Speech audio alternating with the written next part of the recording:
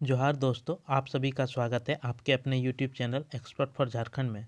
दोस्तों, आज के इस वीडियो में छोटा नागपुर खास क्षेत्र का जो नागवंशी शासन था, इसके बारे में आपको आज जो इस वीडियो में पूरा कवर कराया जाएगा। और एक ही वीडियो में आपका जो है दोस्तों नागवंशी शासन व्यवस्था आपको देखने को मिलेगी।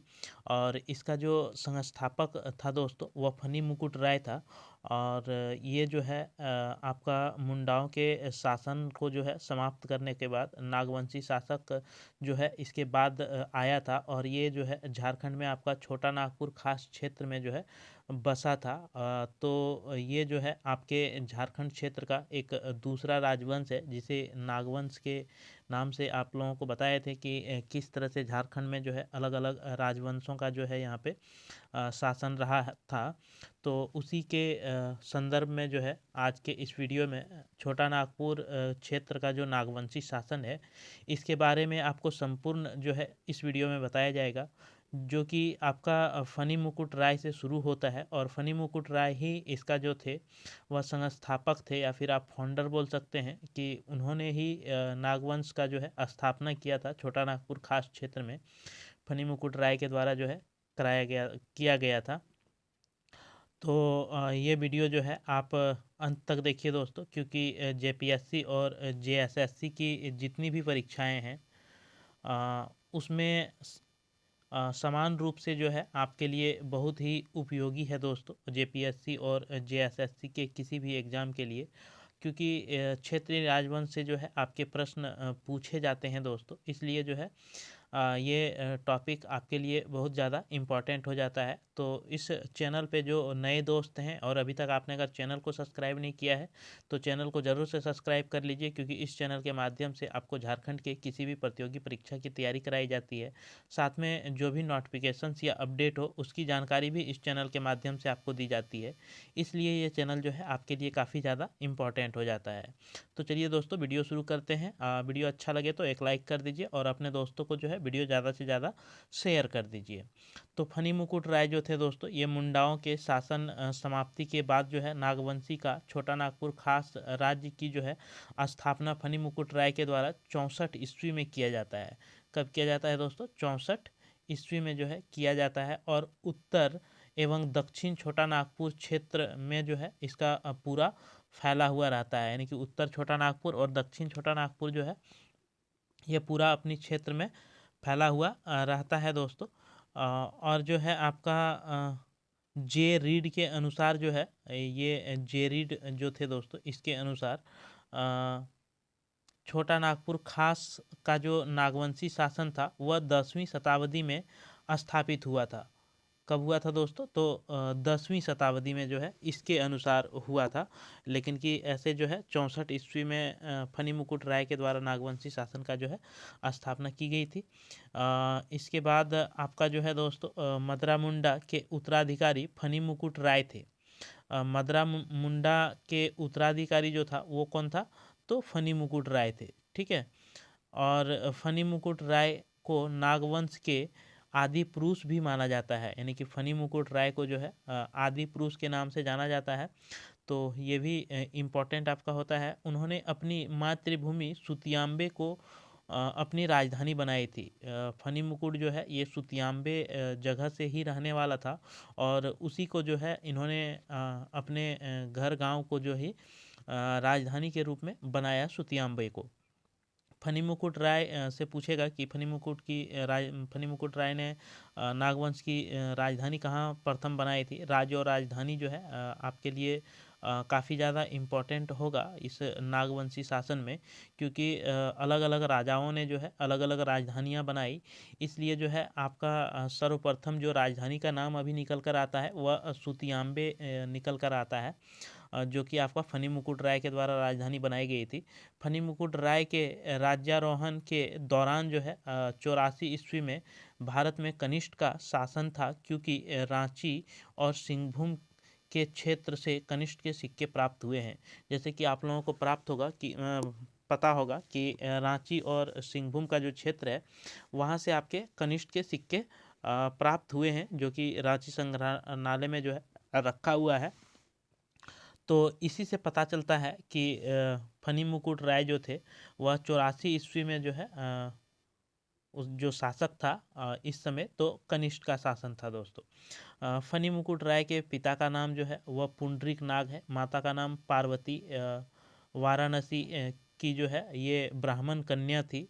आपका पार्वती जो था ये बनारस की रहने वाली थी, और फनी मुकुट राय जो थे ये पुंडरीक नाग थे। पुंडरीक नाग जो है इसका पिता का नाम था, फनी मुकुट राय के पिता का नाम। और माता का नाम जो था वह पार्वती, जो कि बनारस की ब्राह्मण कन्या थी। और फनी मुकुट राय का विवाह जो है ये पंचेत का राजा जो होता है गोवंश में संपन्न हुआ था।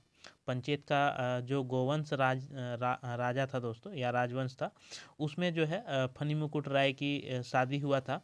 इसके बाद जिसके कारण जो है पंचेत की राजा की सहायता से नागवंशी राज्य के दक्षिण में अवस्थित क्यूझर राज्य को जो है पराजित किया था। यानी कि जब वहाँ पे इसका फनी मुकुट राय का जो है ससुराल होता है, पंचेत और नागवंशी जो है ये दोनों मिलकर, ठीक है, दक्षिण में अवस्थित जो क्यूझर राज्य था उस पर जो है क्या करता है, तो दोनों की मदद से जीत लिया जाता है, उसे पराजित कर देता है। नेक्स्ट देखते हैं कि फनी मुकुट राय द्वारा जो है सुतियांबे में सूर्य मंदिर का निर्माण कराया गया था। यानी कि सुतियांबे में जो है एक सूर्य मंदिर है। कहाँ पे है दोस्तों, तो सुतियांबे, ठीक है, सुतियांबे में आपका सूर्य मंदिर है जो कि हजारीबाग जिला में पड़ता है। सुतियांबे आपकी कहाँ पड़ता है दोस्तों, तो ये आपका हजारीबाग जिला में पड़ता है। फनी मुकुट राय के क्रमशः मुकुट राय, मदन राय एवं प्रताप राय का जो है शासन रहा। फनी मुकुट राय ने शासन किया दोस्तों। इसके बाद जो है सुतियांबे में सूर्य मंदिर है जो कि हजारीबाग जिला में पड़ता है, बहुत इंपॉर्टेंट है दोस्तों। इसके बाद आपका जो इसके बाद जो राजा हुए उसका नाम है मुकुट राय, मदन राय, प्रताप राय, ठीक है। जो कि इसके बाद नागवंश के जो अंतिम शासक था दोस्तों वह आपका लाल चिंतामणि शरणनाथ सहदेव, ठीक है, ये नागवंश का अंतिम राजा था, जो कि 1950 से 52 के ईस्वी में जो है ये राजा था, लाल चिंतामणि शरणनाथ सहदेव, जिसकी राजधानी जो थी वह रातूगढ़ थी। इसकी राजधानी कहाँ थी दोस्तों, तो रातूगढ़ थी। अब नागवंश का जो दूसरा राजा आता है दोस्तों वह आपका है प्रताप राय, ठीक है। नागवंश का जो है दूसरा राजा है आपका प्रताप राय। प्रताप राय द्वारा जो है अपनी राजधानी सुतियांबे से चूटिया स्थानांतरित की जाती है। यानी कि प्रताप राय ने क्या किया था, देखिए आपका सुतियांबे जो है फनी मुकुट राय की राजधानी जो थी वह सुतियांबे थी, और प्रताप राय ने जो है सुतियांबे से अपनी राजधानी चूटिया को स्थानांतरित कर दी। और ऐसा इसलिए किया गया था दोस्तों क्योंकि सुरक्षा के दृष्टिकोण से जो है चूटिया जो थी वह सुतियांबे से ज़्यादा सेफ जगह नज़र आया, इसलिए जो है चूटिया को इन्होंने अपनी राजधानी बनाया।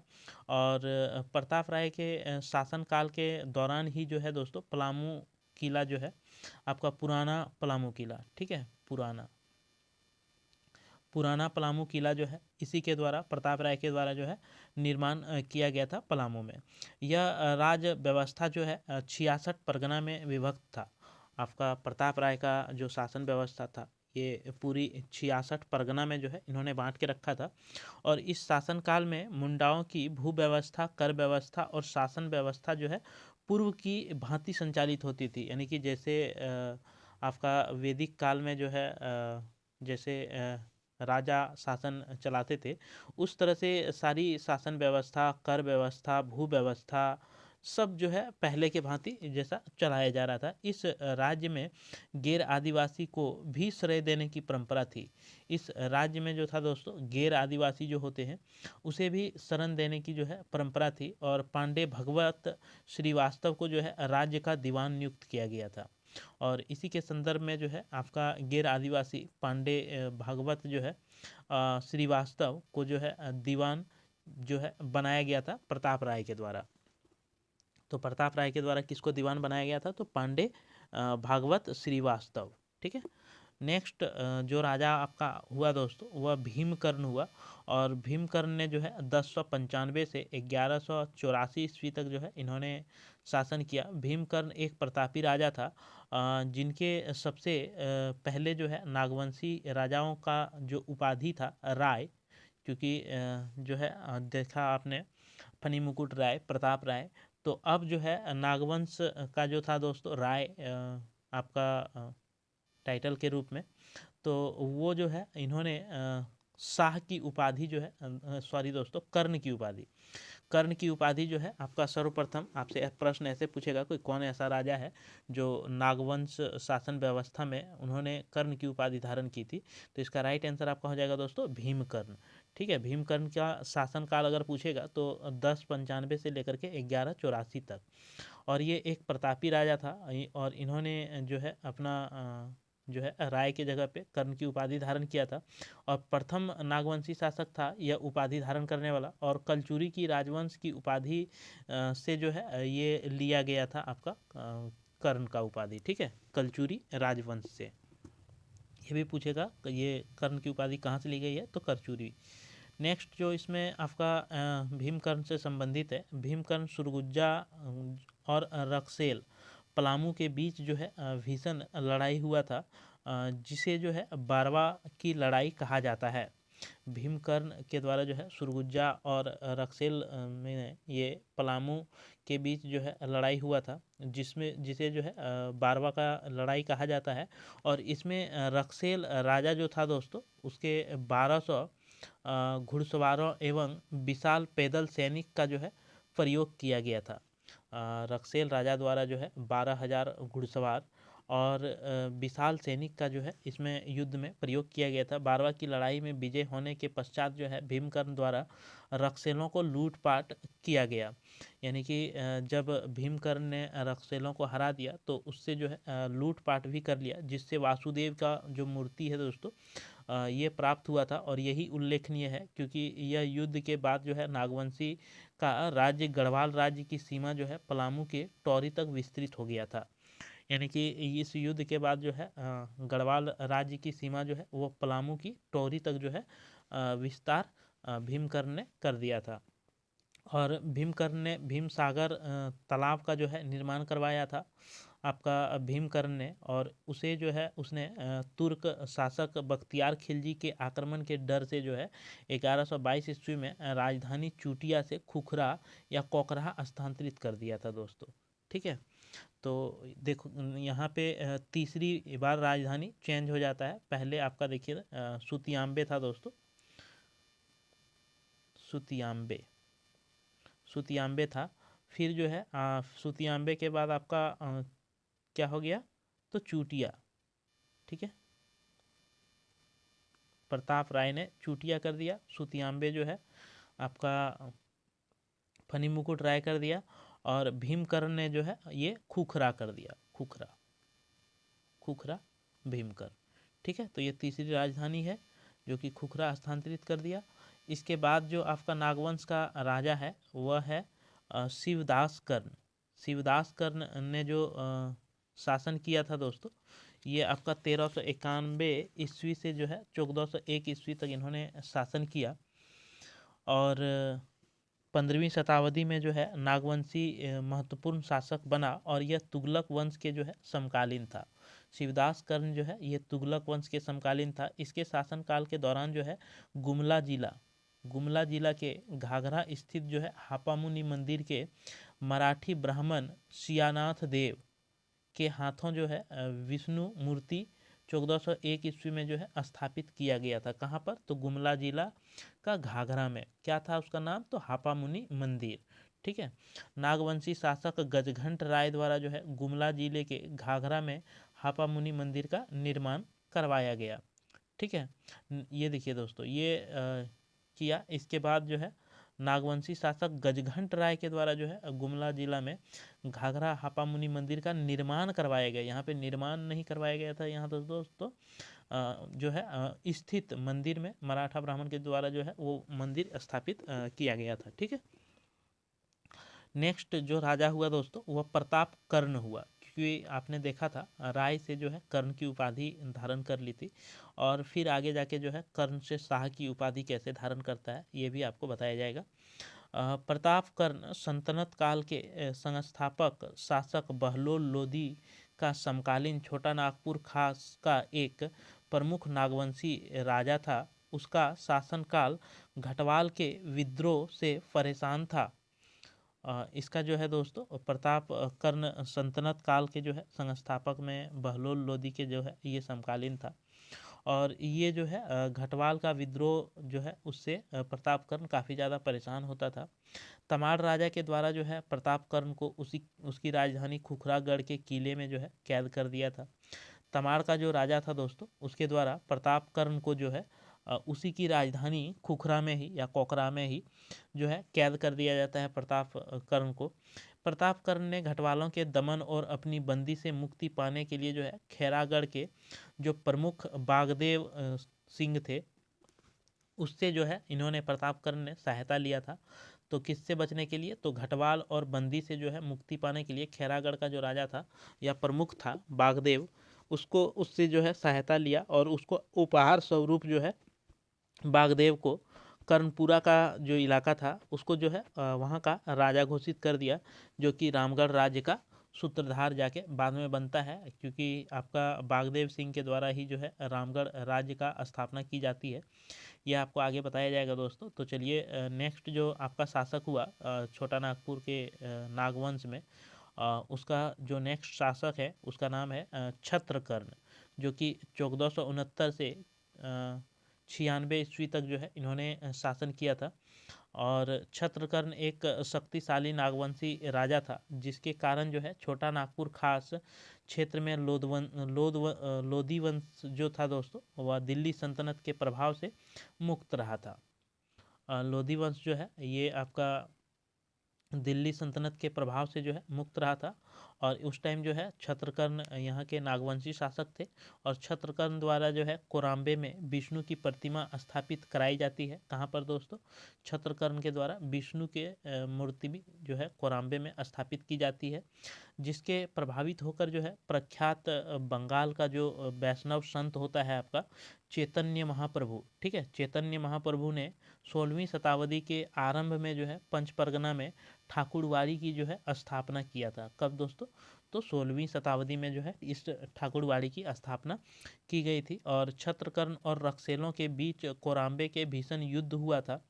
ये छत्रकर्ण और रक्सेल के बीच जो है कोराम्बे का युद्ध हुआ था, और बहुत ही भयानक और विकराल युद्ध हुआ था। और इस युद्ध में जो है संज्ञा दिया जाता है आपका हल्दी घाटी का, ठीक है।